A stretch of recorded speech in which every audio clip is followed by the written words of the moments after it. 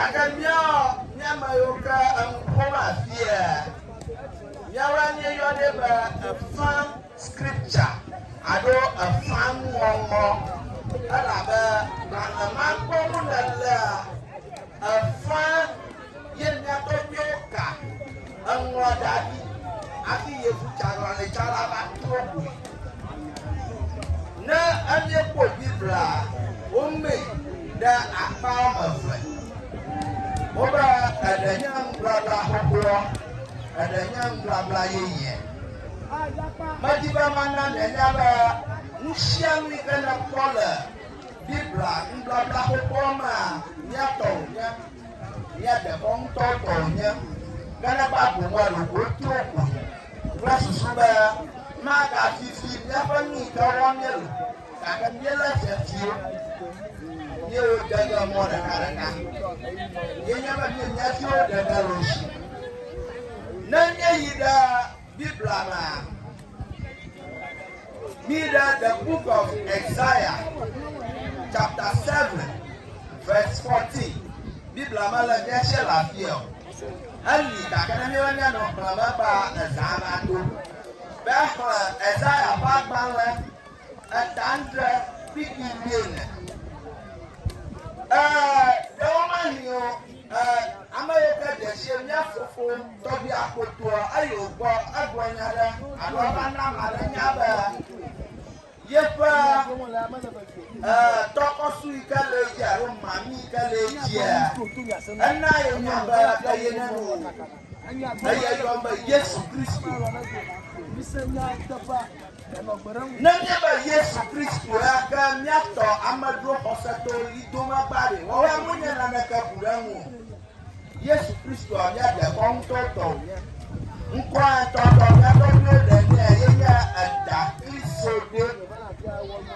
For you, Damagio, for you, Diet, the Vima.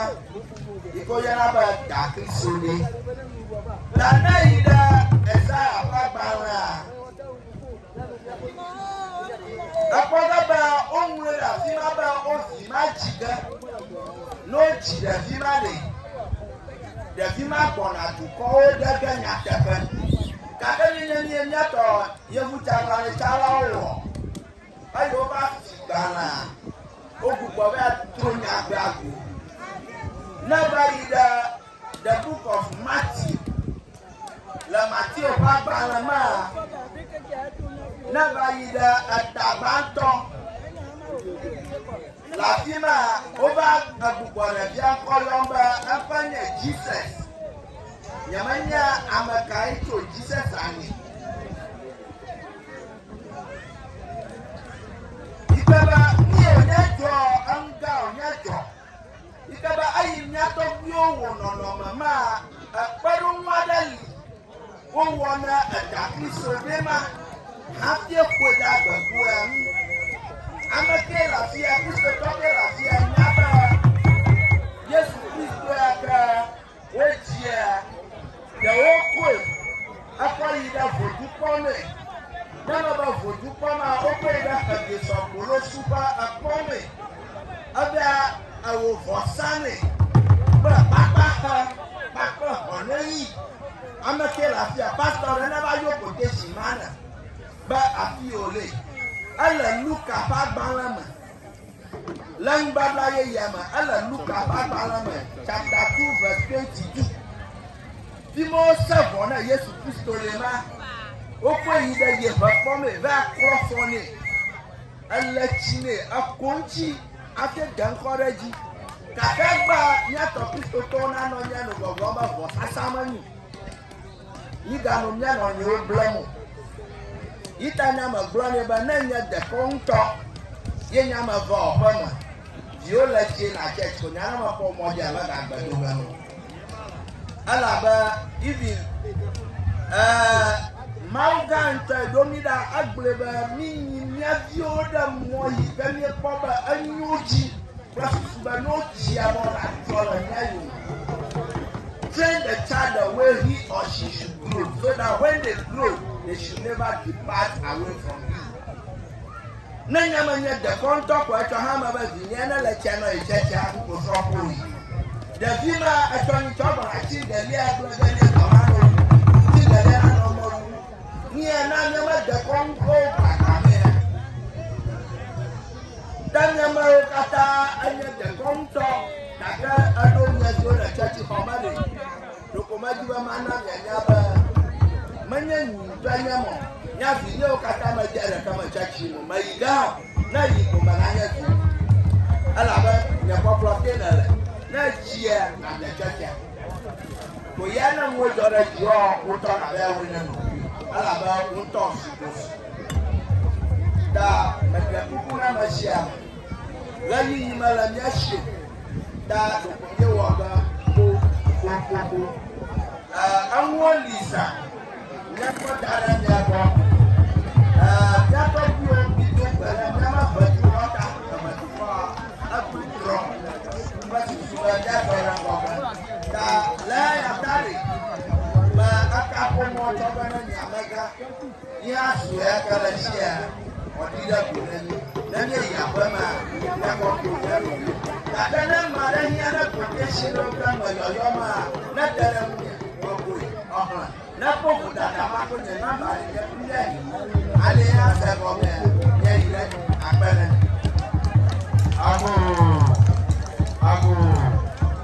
Ahadali masaba ojila mayatobi zakachabo lago nogoko yemanya jijibaka aha abibina majiba madwe na ala amaranya jijire lawa ajina ro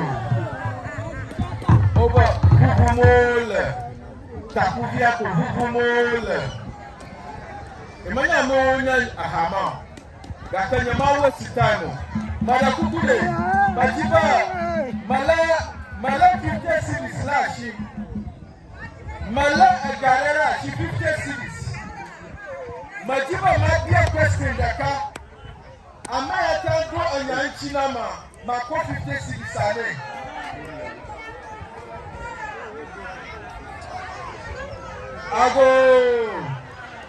ago dodinaji la biblama magboba la nu blabla fofo ama avagban kwada la ama na amade teyo avagban koma nama 50 series ya makoga nama only 2 minutes ko avagban kwa la Old Testament ama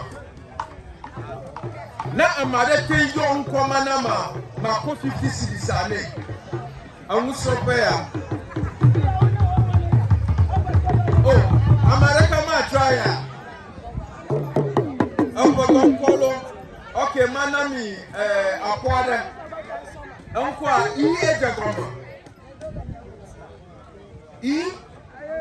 ejagoma yevuba 3 letter words konya ma clue na manu okay mia magara ba ya do now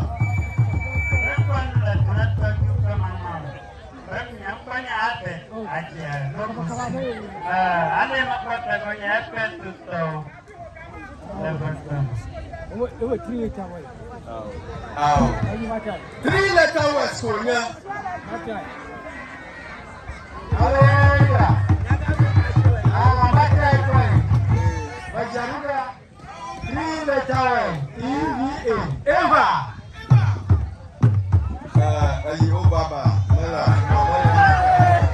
get that way I try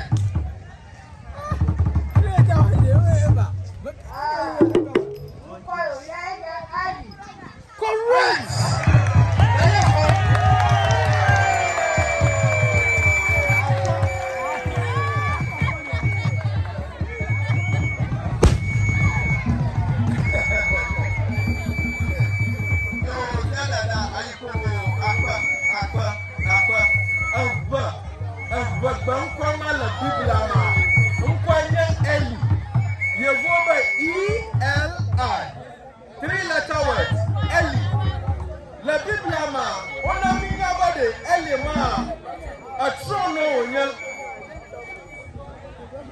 Elia, you want all your banker, Eli, Bankoma, Maya Eli, on you. Uncle Toa, Yenny Eli, Elia Macaonia, La Biblama, La Mublabla Hokwama, Elia, a trono on ya. Nami adon kutia story adala fuma oba hana ye mama hana beswa oba mavijim mavi pom gijimo ye over yi apata mababa apata toto gido ye over yi eli abo ka yo yi eli abo aba o petoto rabare ye mavi pom gijimo da mawa na paranchi na wa kobi no aji lenya to potoma Hana abajibi ka ana abajibi a oko nko adane nko ka onye oko ne ameka atanfia yo Hana abajibi a oko nko ne ba Samuel dakami abayalo nyabla nomba majiba mabia nya nomba nka doplavi no makanya doplavi amai amado na jilado wo yire votu para alo atro kwara de yo va woni a va planto afi jibia doplavi oyo ne boni ya ba doplavi o mako na tana ore nka no na tana o rasta men na ma Samuel la Bible la ma do ko tane a rasta no tane ta aya yevu opada konwo onya lo alo amayibo opada konwo onya anwoli subo kakare ale afonya dongo playa ayevu a otro amugada aya kama kupota la ba time maliwa ye kwenya nkodali yevu okomia flum la madro concentrate kono obanka Yahweh, oh Jehovah, Madakuku, number the God of thunder, lightning, and fire. Thank you. Yahweh, the God of thunder, lightning, and fire. Now, Bible lama, elama, yakela nyonya boa, yenyanka, Yahweh. Ye throw to Yahweh. Damia to minamia le da kon wasesie. Maliu. Damia ble eyi subarako. Daka minna mia le da kon wada ashi. Na mia fia mia pa vio, la ba wona onu mi papa ta to araka. Minamia make a way. Na mia fia wo mia fia so wo la mia no mi obo so that mia vio ko bonare. Wasa angu agoma la bo banka angu yenyanka ama agana miro amen.